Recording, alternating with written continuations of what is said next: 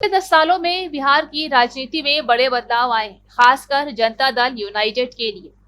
JDU की विधानसभा सीटों में करीब 62% की गिरावट दर्ज हुई है, जो पार्टी के लिए चिंता का बड़ा कारण बन गई है। 2015 और 2020 के चुनावों में जेडीयू ने जबरदस्त पकड़ बनाई थी, लेकिन अब कई विधानसभा क्षेत्रों में इसकी पकड़ कमजोर पड़ती दिख रही है। इसका कारण कई है। एक तो नीतीश कुमार के नेतृत्व में लगातार सत्ता में रहने से जनमत में बदलाव, दूसरी विपक्षी दलों के बढ़ते प्रभाव और तीसरे नए राजनीतिक विकल्पों की उपस्थिति। हाल ही में हुए सर्वेक्षण बताते हैं कि बिहार की करीब 25% जनता अब किसी तीसरे विकल्प की तलाश कर रही है।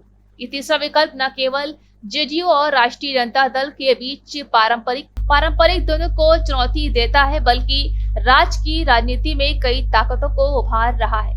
युवा मतदाता खासकर पहली बार वोट देने वाले पुराने पार्टियों से नाखुश होकर नए नेताओं और विकल्पों की ओर आकर्षित हो रहे हैं। इसके अलावा गरीबी, बेरोजगारी और विकास के मुद्दे भी वोटर्स को असंतुष्ट कर रहे हैं, जिससे वे बदलाव की इच्छा जताते हैं। नीतीश कुमार और तेजस्वी यादव दोनों के लिए ये चुनाव राजनीतिक जीवन की सबसे अहम लड़ाई है। नीतीश कुमार जो दशकों से बिहार की राजनीति में सक्रिय है, उनकी पार्टी की गहरी गिरावट को रोकने के लिए संघर्ष कर रहे हैं। दूसरी ओर तेजस्वी यादव जो आरजेडी के युवा नेता हैं, अपनी लोकप्रियता का फायदा उठाकर सत्ता की कुर्सी पर कब्जा जमाना चाहते हैं। लेकिन तेजस्वी को भी चुनौतियों का सामना करना पड़ा, क्योंकि जेडीयू और भाजपा के गठबंधन की ताकत अभी भी कई इलाकों में मजबूत। राजनीतिक विश्लेषकों का मानना है कि कुछ चुनाव इस नतीजे पर बिहार में राजनीतिक समीकरण को पूरी तरह बदल सकते हैं। अगर तीसरा विकल्प मजबूत होता तो ये न केवल जेडीयू और आरजेडी की स्थिति को कमजोर करेगा, बल्कि राज्य में नई राजनीतिक दलों और गठबंधनों के उदय का रास्ता भी खोलेगा। इस परिस्थिति में